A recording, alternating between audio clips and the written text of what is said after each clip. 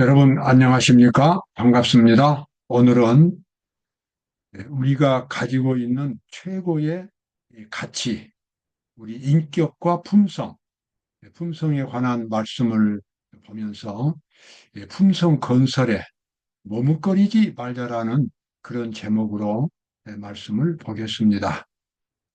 제가 누차 말씀을 드리지만 우리가 이 지상에서 천국으로 가져갈 것은 두 가지가 있다고 보통 그렇게 말합니다. 첫 번째는 우리의 인격입니다. 우리의 정신, 우리의 품성을 그대로 가지고 갑니다. 지금 현재 내가 갖고 있는 나의 이 정신 상태가 부활할 때도 정신 상태가 되고, 그리고 천국에 이 정신을 모습으로 갑니다. 예수님 재림하고 우리가 의인들이 부활할 때 신체는 변화되지만, 신체는 신령한 몸으로 바꿔지지만 정신은 바꿔지지 않습니다. 그래서 우리가 지금 영생을 얻기 위해서는 지금 하나님의 거룩한 사랑의 정신으로 자기 자신을 아름답게 가꾸는 일을 열심히 해야 합니다. 그 다음에 두 번째 하늘로 가져갈 것은 우리가 도와서 구원시켰던 영혼들입니다. 우리는 그 영혼들과 함께 천국에 갈 것입니다. 오늘은 우리의 인격에 대해서 살펴보도록 하겠습니다. 성소가 꽃처럼 아름다운 이유 이렇게 되죠. 여기 지금 제가 성소에 대한 이미지를 가지고 왔습니다. 구약 시대 하나님께서는 이스라엘 백성들에게 제사를 드릴 수 있는 성소를 지으라고 말씀하셨고 이곳에서 각종 제사를 드렸습니다. 그리고 이 제사는 아침과 저녁으로 특별히 이 재물이 끊어지지 않고 아침에 양 한 마리 드리고 나면 또 저녁에 양 한 마리 드리고 아침에 양 한 마리 드리고 이렇게 해서 끊임없이 제사가 드려지고 그 외에도 절기마다 또 개인의 죄악에 따라서 수시로 죄를 위한 그런 제물이 드려졌습니다. 이런 제물이 드려지는 이유는 뭐냐면 그 죄값을 이 성소가 갚아주고 그로 하여금 이 새로운 사람으로 변화시켜주는 품성의 변화가 일어나는 것이 바로 이 성소의 제사였습니다. 그래서 죄인 된 사람이 모든 죄의 허물을 벗고 그리고 하나님의 형상으로 새롭게 탄생되는 그와 같은 놀라운 기적을 경험할 수 있는 장소가 바로 이 성소였습니다. 그래서 하나님께서는 모세를 통해서 성소의 청사진을 보여주셨고 그 청사진대로 이제 건물을 짓고 이렇게 제사를 드리도록 하셨습니다. 그런데 우리가 잘 아는 대로 여기 나와 있는 이 성소 구조 모두가 다 금으로 되어 있고 천사들이 이제 그 새겨져 있고 정말 휘황찬란했지만 그러나 이렇다고 해서 이 성소가 사람을 바꿔주는 죄를 없애주는 그런 기적을 일으키는 능력이 있는 것은 아니었습니다. 이런 성소는 예수님의 십자가의 능력을, 십자가의 제사를 상징하는 하나의 상징물이었고, 그래서 구약의 이스라엘 백성들은 이런 성소와 제사를 통해서 예수 그리스도의 십자가를 바라볼 수 있었습니다. 그리고 예수님께서 하늘 성소에서 죄인들을 위해서 속죄하시는 죄인들의 죄를 없애고 의로운 사람으로 만들어주는 그와 같은 속죄 사업을 이렇게 미리 바라보면서 그 경험을 가질 수가 있었습니다. 그래서 성소는 이렇게 아름다운 건물이지만 사실 이 건물은 이스라엘 백성들이 가질 수 있는 하나의 품성에 대한 예형이었습니다. 자, 출애굽기 25장 8절과 9절에 나와 있는 말씀입니다. 내가 그들 중에 거할 성소를 그들을 시켜 나를 위하여 짓되 물은 내가 네게 보이는 장막의 식양과 그 식기구의 식양을 따라 지을지니라. 하나님께서 모세를 통해서 성소에 청사진을 주셨습니다. 그리고 그 청사진의 모든 규격은 하나님이 정하신 것입니다. 그 이유는 분명합니다. 우리가 구원을 받는 것, 그리고 하나님의 모습으로 바꿔지는 것은 인간의 노력이나 능력으로 될 수 있는 일이 아닙니다. 오직 하나님의 창조적인 능력에 의해서만, 그리고 그리스도의 십자가의 그 거룩한 희생 정신에 의해서만 사람이 죄의 용서를 받고 죄의 굴레에서 벗어나고 그리고 하나님을 닮은 모습으로 바꿔지는 경험을 가질 수 있게 됩니다. 물론 그 과정에서 이제 죄인이 하나님을 선택해야 하고 끊임없이 하나님과 함께 걸어가기로 결심해야 하고 자기가 알게 된 모든 죄를 다 회개하는 그와 같은 일은 본인이 해야 됩니다. 그것은 그리스도께서 대신 해줄 수 있는 일이 아닙니다. 그러나 그렇게 선택을 했다고 해서 사람이 죄의 굴레에서 벗어나거나 새로운 사람으로 창조되는 것은 아닙니다. 선택은 죄인이 하지만 그러나 그 성취는 하나님이 하시는 겁니다. 그래서 이 구속 사람이라고 하는 것은 이 구속 사업은 죄인과 그리고 하나님이 예수님이 함께하는 공동 작업이 되겠습니다. 하나님께서는 이스라엘 백성들에게 당신이 거할 곳을 만들어 주길 원했을 뿐 아니라 그들에게 품성의 영광스러운 전형을 보여주셨다. 자, 성소를 하나님께서는 이제 그 모형을 주시면서 내가 그곳에 거하겠다고 말씀하셨습니다. 그래서 이 성소에 첫째 칸이 있고 둘째 칸이 있었는데 둘째 칸에는 하나님의 보좌를 상징하는 언약궤가 있었습니다. 그 언약궤는 바로 하늘에 있는 하나님의 보좌를 가리키는 하나의 상징물이었습니다. 그런데 하나님께서는 그와 같은 상징물을 이스라엘 백성들에게 주셔서 이스라엘 백성들과 함께 거주하셨습니다. 여기에 성소의 신비가 있습니다. 하나님의 보좌는 하늘에 있지만 오늘 우리의 생활 속에 들어오셔서 우리 앞에서 우리의 기도를 들으시고 우리를 지켜주시고 우리를 끊임없이 구원의 길로 이끌어 가시는 그와 같은 구속 사업의 현장 속에 우리가 있도록 하십니다. 우리는 항상 하나님 앞에서 살아갈 수 있습니다. 이것이 신비한 성소의 모습입니다. 그래서 하나님께서는 이스라엘 백성들에게 당신이 거할 곳을 만들어 주길 원했을 뿐 아니라 그 성소라고 하는 그 아름다운 건물은 이스라엘 백성들이 가질 수 있는 품성의 모습이었습니다.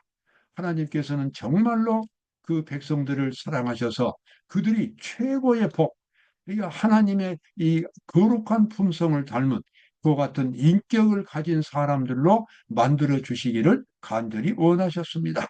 그래서 하나님께서 지으라고 주신 그 성소는 이스라엘 백성들이 가질 수 있는 인격의 모델이었습니다. 그래서 신약 성경에 보면 우리 성도들이 갖고 있는 우리의 정신, 바로 그것이 하나님의 성소가 된다라고 그렇게 말씀을 하고 있습니다.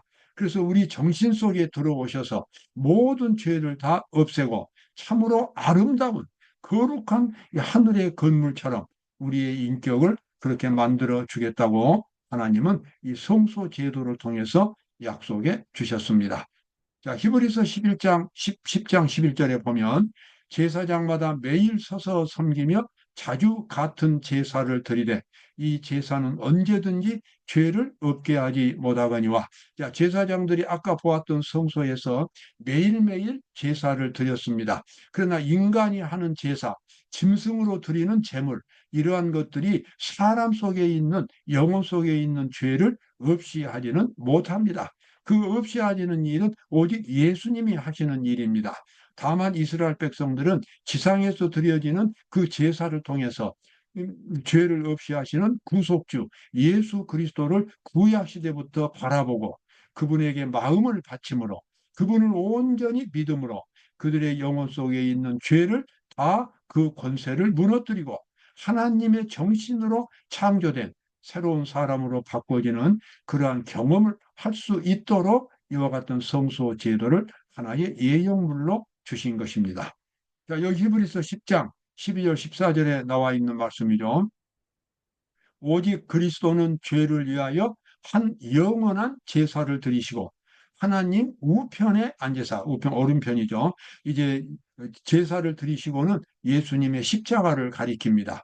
그 다음에 부활하신 후에 예수님은 승천하셔서 하나님 오른편에 앉으시고 그때부터 또 죄인들을 구원하시는 위대한 사업을 시작하시는 겁니다. 바로 그것이 죄인 속에서 죄의 세력을 완전히 무너뜨리고 그리고 그리스도의 정신으로 그리스도의 지배를 받는 새로운 세계 속에 살 수 있도록 만들어 주시는 것. 바로 그것이 예수님의 일이 되겠습니다.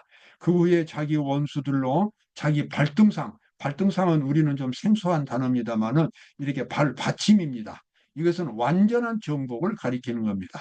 예수님은 죄를 인간이 해결할 수 없는 그 끔찍한 죄를 완전히 죄인 속에서 해결해 주신다는 겁니다.